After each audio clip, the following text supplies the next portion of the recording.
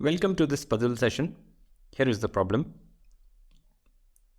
A is a non-empty subset of the first 100 integers or first 100 natural numbers, and the size of A is 10.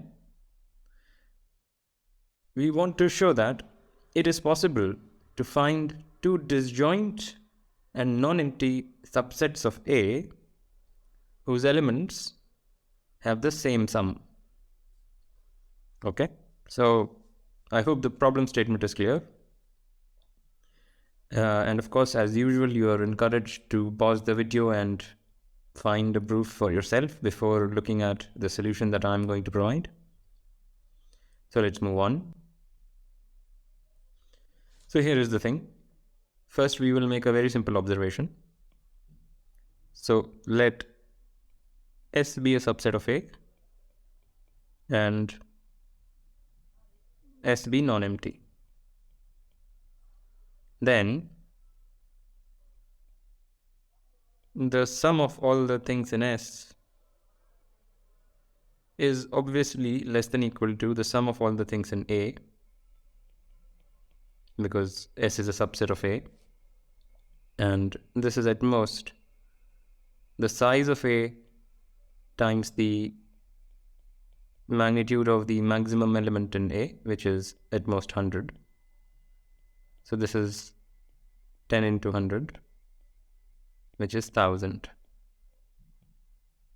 right? So this is a very crude upper bound. So one can do better, but this will be sufficient for our purpose.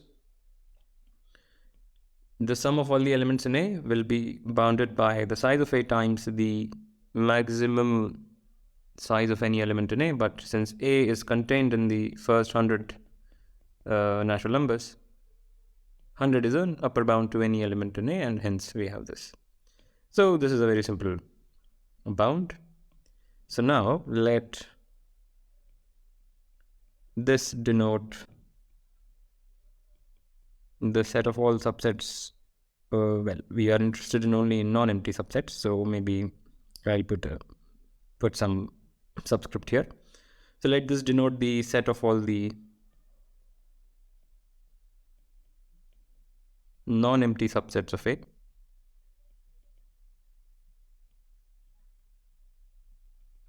Okay, and define this map F, which takes a non-empty subset of A and produces the sum of all its elements. So this is defined as F of S equals the sum of all elements in S. So this is a well-defined map because of this bound above, meaning anything in this does indeed map here, because 1000 was an upper bound established earlier. Okay, so this is how we define the map F. And what is the size of the domain of F? So the size of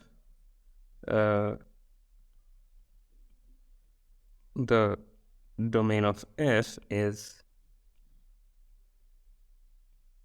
so it is 2 to the power the size of A minus 1. I will explain that. Suppose we considered all subsets of A. What is the size of the set of all subsets of A? Since A has size 10, the set of all the subsets of A has size 2 to the power 10, and hence this is the size of the set of all subsets of A. But since we have thrown away the empty set, this is the size of all non-empty subsets of A, and this number is 1023. All right. So therefore, F cannot be injective.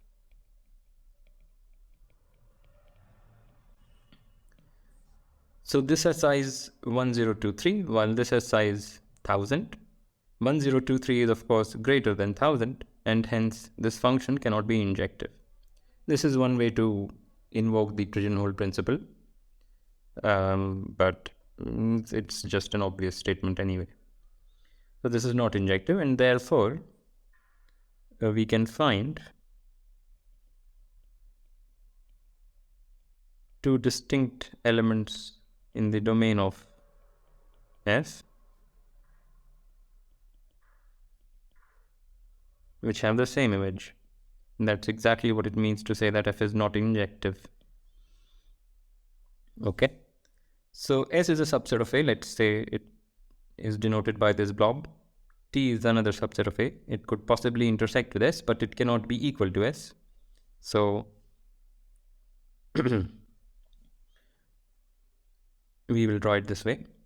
And at the same time, it cannot be contained in S because they have the same sum. So if T were contained in S, it would have to be properly contained in S because S and T are not equal. And then this equality would fail. So there are things in S which are not in T, and there are things in T which are not in S. So this point is important. And now, note that this is a final step, so let me use a different color. Note that.